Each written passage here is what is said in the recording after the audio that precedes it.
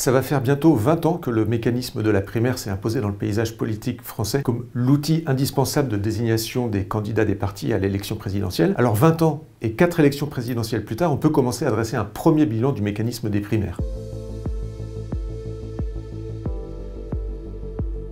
La primaire, ça apparaît avant tout, dans le meilleur des cas, comme une machine à mal gagner et dans le pire des cas, comme une machine à perdre. Et pourtant, les partis politiques, à chaque élection présidentielle qui approche, et c'est encore le cas pour 2027, se demandent comment organiser la meilleure primaire pour désigner leur candidat le plus susceptible d'accéder à l'Élysée. Quand on regarde derrière soi, quand on tire le bilan, on réalise en réalité que les candidats qui ont gagné une primaire, souvent ne se sont pas imposés lors de l'élection présidentielle suivante. Dans le pire des cas, les candidats qui ont remporté la primaire dans leur parti, Ségolène Royal en 2007, Benoît Hamon en 2017, Valérie Pécresse pour les Républicains en 2022, n'ont pas réussi à franchir le cap du premier tour. Et dans le meilleur des cas, c'est-à-dire quand la primaire s'est bien passée, les candidats ont ensuite connu toutes sortes d'ennuis. Et pour les candidats qui ont remporté brillamment une primaire et qui ensuite ont réussi à accéder à l'Élysée, alors il n'y en a qu'un seul, depuis 20 ans, c'est François Hollande. La victoire à la primaire l'a en réalité fermée parce qu'il s'est retrouvé dans la foulée de sa victoire à la primaire de 2012, obligé de passer un accord avec Martine Aubry, et tout au long de son quinquennat, l'aile gauche du PS a commencé à formuler des revendications, ça s'est terminé avec les frondeurs, et François Hollande n'a pas pu se représenter à l'élection présidentielle suivante. Pire, il a même renoncé à participer à la primaire que voulait organiser son parti. Quant au deuxième exemple de primaire réussi, qui était incontestable celui-là aussi, c'était la victoire de François Fillon en 2017, il se retrouvait enfermé par la légitimité que lui a conférée cette primaire populaire, 4 millions de voix, sur laquelle il s'est appuyé pour refuser de retirer sa candidature lorsque les ennuis judiciaires avec l'affaire Pénélope Fillon ont commencé à apparaître. Donc naturellement, à l'approche de l'élection présidentielle de 2027, la question d'organiser une primaire commence à se poser de droite à gauche, en passant évidemment par Renaissance, le parti d'Emmanuel Macron. C'est très compliqué parce que, s'agissant du parti d'Emmanuel Macron, il y a un bloc central, il faudrait faire une primaire qui aille de Renaissance, c'est-à-dire de Gabriel Attal jusqu'aux Républicains qui sont alliés